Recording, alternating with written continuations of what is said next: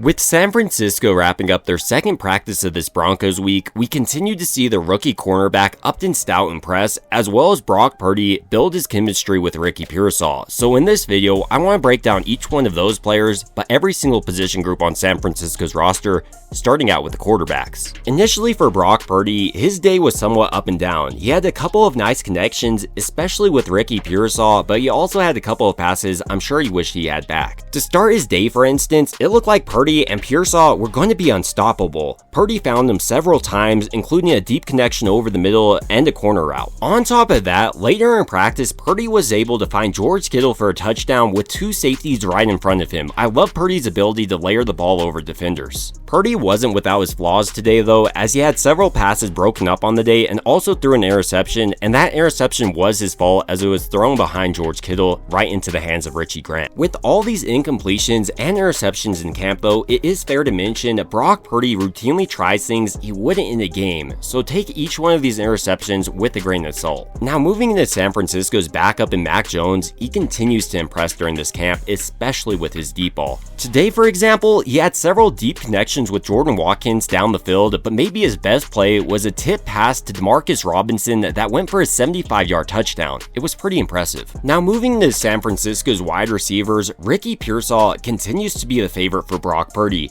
Today, he had several catches, as I was mentioning earlier, with probably his most impressive being like a 360 acrobatic catch with Brock Purdy rolling out of the pocket. Maybe Purdy was sacked by Upton Stout on the play, but it was an incredible catch by Ricky Pearsall. Another young wide receiver who's continued to impress this entire training camp has been the rookie out Ole Miss, Jordan Watkins. On the day, for instance, Mac Jones was able to find him several times, with probably his best catch coming on the left sideline with Jacob Robinson draped all over him. Nevertheless, Watkins did an excellent job of identifying where the ball was at, high-pointed it, and then brought it down with reliable, strong hands on the play. I'm excited about Watkins. In a similar way, once Demarcus Robinson sees the field after serving his DUI suspension, he's going to go off in Kyle Shanahan's offense. Throughout camp, for instance, he's done a great job of creating separation, and today, when things didn't go perfectly, with Jacob Robinson actually nearly getting the pass breakup on the play, he still was able to bring it down, and for like a 75-yard touchdown at that. Now moving to San Francisco's tight ends, while Brock Purdy did throw that interception to George Kittle early in practice, later he was able to find him for a touchdown, and it was right between two defenders, which is something George Kittle and Brock Purdy really excelled at last season,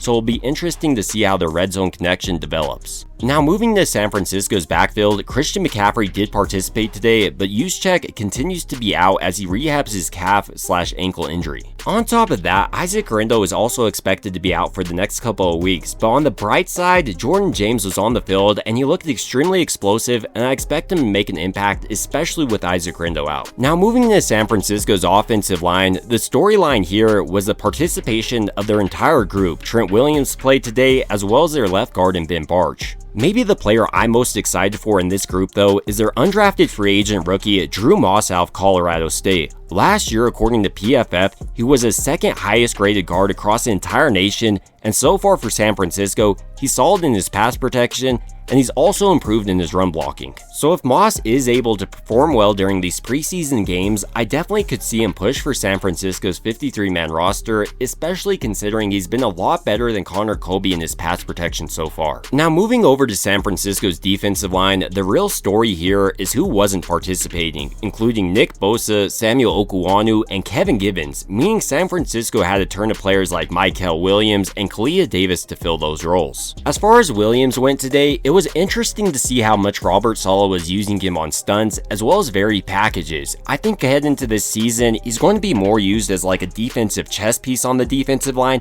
I mean, we've even seen him drop into coverage. Another player I expect to make an immediate impact for San Francisco is their 4th round pick, CJ West out of Indiana. He's a much more violent player than their 2nd round pick in Alfred Collins in my opinion, gets off the ball way quicker, and can find his way into the backfield basically whenever he wants. With those positives being noted about San Francisco's defensive line though, there are some concerns, most notably their injuries. I mean, they continue to stack up on this front, and I'm also really concerned about Alfred Collins. While he is improving as a player, he's not the same player as their 4th round pick in CJ West. Granted, he is changing schemes from more like a read and react scheme to San Francisco's wide 9 that really prioritizes his defense's ability to get into the backfield, so he could improve, but is something worth monitoring heading into these preseason games. Now moving into San Francisco's linebackers, outside of Fred Warner, the most impressive player here has been D. Winters. Today, for example, he did a great job in coverage on Christian McCaffrey, breaking up a deep pass, and overall throughout this entire training camp, he's been all over the field. Now jumping back to San Francisco's secondary, specifically their cornerbacks, arguably the most impressive player here has been the rookie Upton Stout out of Western Kentucky. Today during one-on-one red zone drills, for instance, he did a great job of shutting down Ricky Pearsall on both of his reps and only gave up a touchdown to the veteran Russell Gage, who's been balling out this entire training camp. Then later in practice during the team portion of drills, with Brock Purdy trying to target Christian McCaffrey deep down the middle on the seam pattern, he was able to read the route, and at the last second, he made the jumping pass breakup on the play. And throughout this entire camp, his aggression has also carried over to his run defense. And today, he also showed off his versatility as a blitzer in Robert Saleh's defense. He was quickly able to find his way into the backfield and would have gotten the sack on Brock Purdy. So heading into this season, I do expect him to be San Francisco's starter and probably a really nice starting nickelback at that. Another smaller rookie who's also impressed during this training camp has been Jacob Robinson, the undrafted free agent out of BYU. Today, for instance, he did a pretty nice job against the veteran wide receiver San Francisco just signed in Robbie Chosen, and during the team portion of drills with Mac Jones targeting Demarcus Robinson deep, he nearly had the pass breakup. Granted, Robinson was able to bring it down, but Jacob was right there on the play, and given the fact that he's a rookie, I expect him to only continue to develop and start breaking up some of these passes deep down the field. It was also nice seeing Deommodore Lenoir fully healthy after he sustained that hip injury that he was dealing with. Today, he had several passes broken up, as well as a nice stop in the run game. Speaking of injuries, Renardo Green, San Francisco's second-year cornerback, is also rehabbing that hamstring injury he had earlier in camp. He should be ready to go once the season starts, but something to be monitored as well. Now moving into San Francisco safeties, with Jair Brown continuing to rehab, the question is, who's actually going to start next to Jason Pinnock heading into the season? And today, Richie Grant had himself a pretty nice practice, picking off Brock Purdy with him targeting George Kittle. Maybe the pass was a little bit off, but Grant was able to take advantage of his opportunity, and I'm also excited to see how he takes advantage of his opportunity heading into this scrimmage against the Broncos, as well as this preseason game.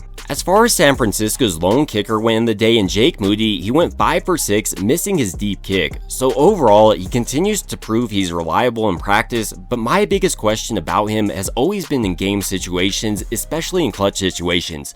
Let's see how he holds up during the season. But ultimately, these are just some of my thoughts on San Francisco wrapping up their second practice of this Broncos week, and I want to hear your thoughts down below. What really stood out to you if you were there? Was it the fight? Was it a player like Upton Stout? Or maybe Ricky Pearsall? It would also mean a ton to me if you did enjoy this video to go ahead and like and subscribe. It truly helps out the channel a ton, and as always, I hope you guys have a great rest of your day.